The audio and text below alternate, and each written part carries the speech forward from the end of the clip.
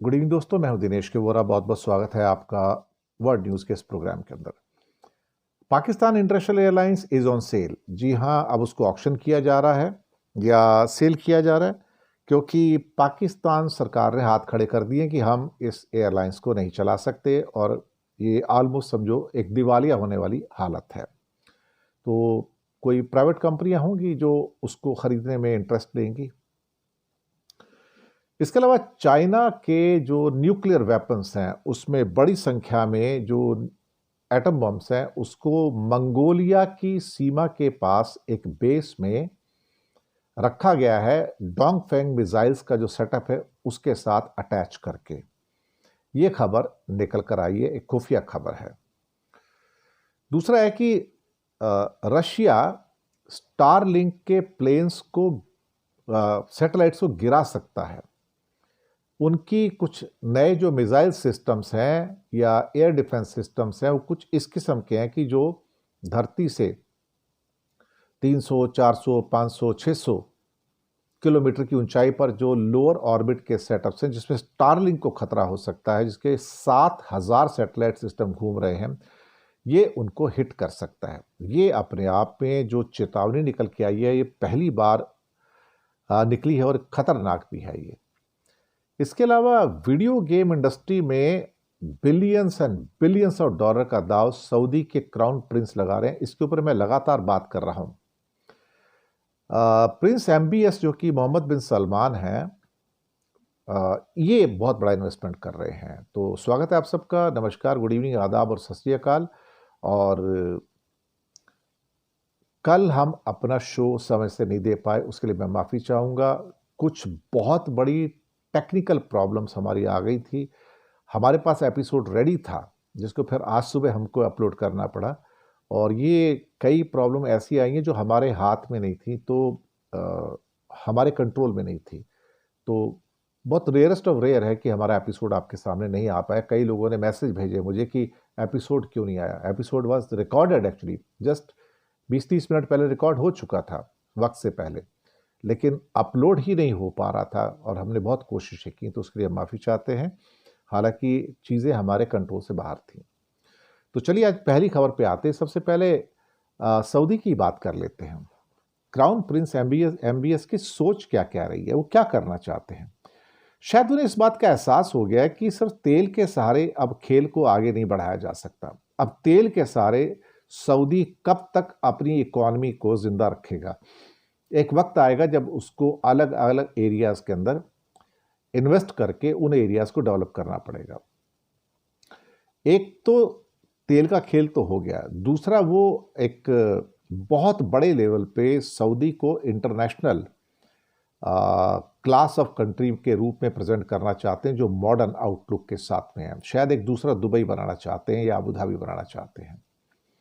उनका मकसद ये है कि यहाँ पर लोग वैसे ही घूमने फिर रहे आए टूरिस्ट बन के, जैसे बाकी देशों में सिंगापुर में जाते हैं, दुबई में जाते हैं, कुआलालंपुर में जाते हैं, बैंकॉक जाते हैं, ऐसे हमारे यहाँ भी आए और एक एक करके वो रेस्ट्रिक्शंस को दूर कर रहे हैं। और उसके एक पर्टिकुलर स्टेप के तौर पर ये गेमिंग इंडस्ट्री के अंदर उनका इन्वेस्टमेंट आ रहा है। आपको याद होगा कि रियाद के अंदर एम्बेसीज के लिए और अप मार्केट टूरिस्ट के लिए सबके लिए शराब ओपन हो गई है। ये बहुत कम लोगों को पता होगा। और वहाँ पे कुछ शराब की दुकानें भी खुली हैं, और अभी जो कुछ लोग उसमें जो अप मार्केट के लोग हैं, विदेशी हैं, वो खरीद सकते हैं। मुझे लगता है कि एमबीएस जो है वो धीरे धीरे स्टेप बाय स्टेप चीज़ों को खोलते चले जा रहे हैं, और कई जो इस्लामिक स्कॉलर्स हैं उन्हें ये बात नागवार गुजर रही है कि अल्टीमेटली वो देश जो एक किस्म से कहा जाए कि पूरी तरह से मक्का और मदीना का देश है, वो अपने यहाँ शराब को कैसे अलाउ कर रहा है। और वो इस गेमिंग इंडस्ट्री जिसके अंदर अब इन्वेस्टमेंट है, गेमिंग इंडस्ट्री तो सिर्फ नाम है, सच कहा जाती जुआ है ये। क्योंकि गेमिंग के अंदर लोग पैसे गवाते हैं, लोग कमाते नहीं हैं। और क्राउन प्रिंस एमबीएस जो है billions and billions of dollars जो हैं वो गेमिंग इंडस्ट्री के अंदर इन्वेस्ट कर रहे हैं। मकसद उनका है कि ऑयल से निकलने वाले रेवेन्यू को जो हमारे पास आ रहा है उससे हमारा जो डिपेंडेंस है कम कर दिया जाए। बताया जाता है कि वीडियो गेम का ये इंडस्ट्री जो है दुनिया में 200 से 300 बिलियन डॉलर का इस टाइम उसका व्यापार होता है। ये फिल्म, टीवी और म्यूजिक इंडस्ट्री को मिला दे तो उससे भी बड़ा व्यापार जो है गेमिंग इंडस्ट्री का है। सऊदी अरब अब इस सेक्टर को अपनी स्ट्रेटजी का मेन हिस्सा बनाने जा रहा है ताकि ऑयल के ऊपर डिपेंडेंस को खत्म किया जा सके। और सऊदी ने गेमिंग और ई स्पोर्ट्स को विजन 2030 के तहत चुन लिया है। अगले साल रियाद में किंगडम ऑफ गेमिंग नाम से एक बड़ा इंटरनेशनल वीडियो गेम कॉन्फ्रेंस आयोजित किया जाएगा। इसका मकसद है कि सऊदी अरब को ग्लोबल गेमिंग हब के तौर पर एस्टेब्लिश करना। सुनने में आया कि क्राउन प्रिंस खुद गेम खेलने के शौकीन हैं। उन्हें कॉल ऑफ ड्यूटी और फाइनल फैंटेसी जैसे गेम काफ़ी पसंद हैं।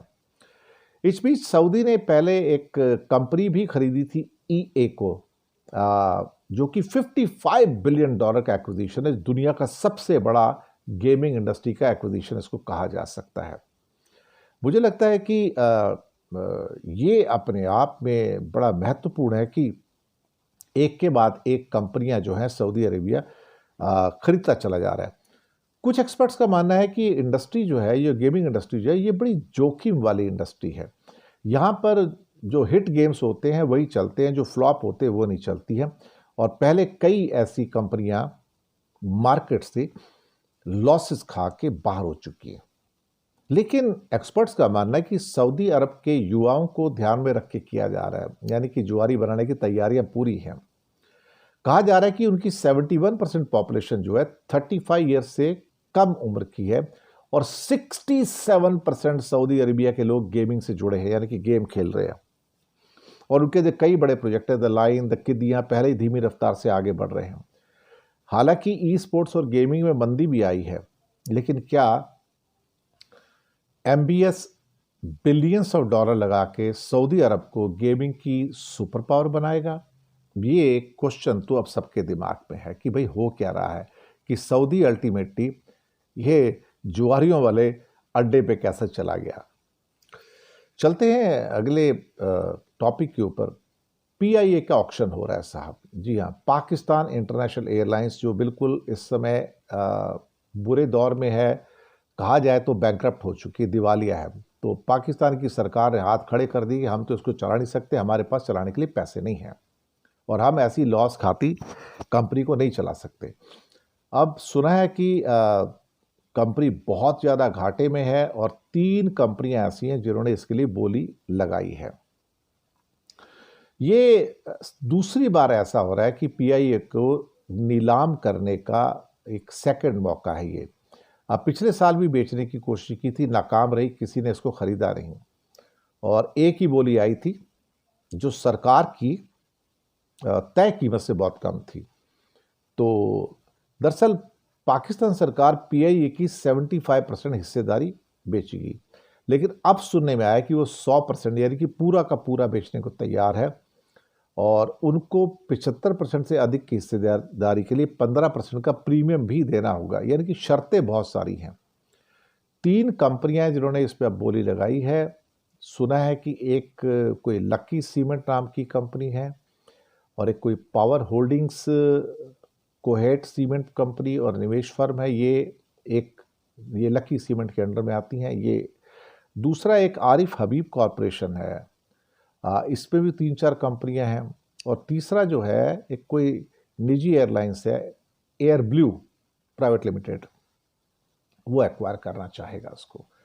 तो देखते हैं क्या होता है, अभी तो पता नहीं अब कैसे होगा फैसला। उनका कोई प्रोसीजर है, तो जिसकी कीमत ठीक ठाक होगी उसको ये कंपनी जो है दे दी जाएगी।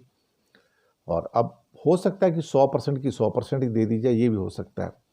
अब इसके ऊपर आईएमएफ का प्रेशर भी था, भी आप इस किस्म की कंपनी चला क्यों रहे हो, इसको प्राइवेटाइज क्यों नहीं कर देते, बेच क्यों नहीं देते, आप कब तक इसका जो सारा का सारा जो घाटा उठाएंगे। 2022 में उसकी जो घाटा था वो $4,37,000 था, जबकि उसकी कमाई सिर्फ $8,54,000 थी, यानी कि 50% तो उसका घाटा था उसका।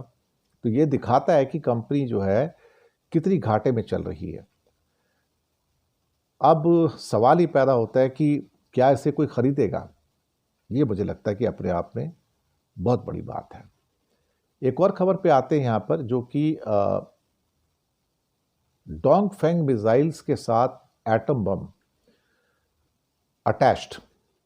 चाइना ने सुना है कि कम से कम नहीं तो 100 मिसाइल्स को शील्ड में पैक करके मंगोलिया के बॉर्डर पर रखा हुआ है। ये इंडिया से करीब करीब 2500 किलोमीटर की दूरी पड़ जाती है। अमेरिका का खुलासा हुआ है, पेंटागन की रिपोर्ट आई है कि चाइना ने मंगोलिया की बॉर्डर के पास अपने परमाणु हथियारों को डोंगफेंग मिसाइल्स का जो सेटअप है उसके साथ अटैच करके रखा है। और ये भी बताया कि करीब 100 जो एटॉमिक मिसाइल्स जो हैं उनको शील्ड में छुपा दिया है, क्योंकि चाइना अपने एटम बम में हर साल 100 बम की वृद्धि कर रहा है और ये बड़ी जो सो कॉल्ड पावर्स हैं उनको मंजूर नहीं है। एटॉमिक साइंस जर्नल की रिपोर्ट कहती है कि चाइना के पास अभी 600 एटम बम है, 12 एटॉमिक सबमरीन्स हैं और हर साल 100 एटम बम तैयार किए जा रहे हैं। अब अधिकांशतः देखा जाए तो इनके हथियार जो है कहाँ बनाए जा रहे हैं, कहाँ तैयार किए जा रहे हैं, एटम बम जैसे मंगोलिया और अफगानिस्तान बॉर्डर के थोड़ा दूरी पर इसको तैयार किया जा रहा है। अमेरिका रूस के पास 5-5 हज़ार से ज़्यादा एटम बम है, भारत के पास 180 है, पाकिस्तान के पास 170 है, करीब 225 से 290 के बीच में फ्रांस और ब्रिटेन के पास है, इजराइल के पास 50 हैं या 80 भी हो सकते हैं, कहा जाता है 50 और 80 के बीच से। नॉर्थ कोरिया के पास भी करीब 50 से 60 बताए जाते हैं। तो जो इन्फॉर्मेशन है चाइना की, वहाँ पे जो डोंगफेंग मिसाइल्स हैं उनकी जो 5 नंबर भी है और कुछ और भी हैं, 12,000 किलोमीटर की उनकी रेंज है, पूरी दुनिया उसके अंडर में आ जाती है। तो ये 100 जो एटम बम है और मिसाइल जो है उसको छुपा दिया गया एक्चुअली, ताकि उसका काउंट जो है किसी एटॉमिक एनर्जी एजेंसी को पता न लग सके। अगली खबर पे आएंगे आपके लिए कि एलन मस्क की स्टारलिंक, रशिया के हमले का खतरा पैदा हो गया है। दरअसल रशिया ने कुछ अपने डिफेंस सिस्टम और एयर डिफेंस सिस्टम और मिसाइल सिस्टम ऐसे बनाए हैं जिन्हें अब एंटी सैटेलाइट मिसाइल कहा जा रहा है, एंटी सैटेलाइट मिसाइल। और इसका एक संभावित निशाना जो है, पॉसिबल निशाना, इलॉन मस्क की स्टारलिंक सैटेलाइट सर्विस हो सकती है। 7,000 सैटेलाइट्स हैं, लोअर ऑर्बिट में हैं। 80 किलोमीटर से लेके करीब 500 किलोमीटर का जो ऑर्बिट है उसको लोअर ऑर्बिट कहते हैं, और 7,000 सैटेलाइट तो सिर्फ स्टारलिंक के हैं। अब निशाना क्यों हो सकता है? रशिया की क्या दुश्मनी हुई इलॉन मस्क से? दरअसल स्टारलिंक ने रशिया के खिलाफ जो जंग है उसमें यूक्रेन को बड़ी मदद की है, और सारे उनको जो भी ऑन टाइम जो डेटा होते हैं वो सब उनको रियल टाइम डेटा उन तक पहुंचाए हैं।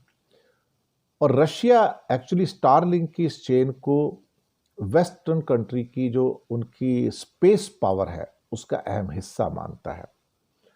अब एक जो नया इन्होंने एंटी सैटेलाइट जो मिसाइल बनाई है, नया हथियार है, और ये दरअसल स्पेस में जाके सैकड़ों हजारों छोटे छोटे पैलेट्स छोड़ सकता है जो कि मेटल के बने होते हैं, और ये सारे के सारे जो सो कॉल्ड पैलेट्स हैं मेटल के, ये सैटेलाइट की ऑर्बिट में फैल जाएंगे, और ये पैलेट्स एक साथ, एक नहीं बल्कि सैकड़ों सैटेलाइट्स को डैमेज कर देंगे, नुकसान पहुंचाएंगे, और इससे एक साथ स्टारलिंक का एक बड़ा हिस्सा जो है वो ठप हो जाएगा।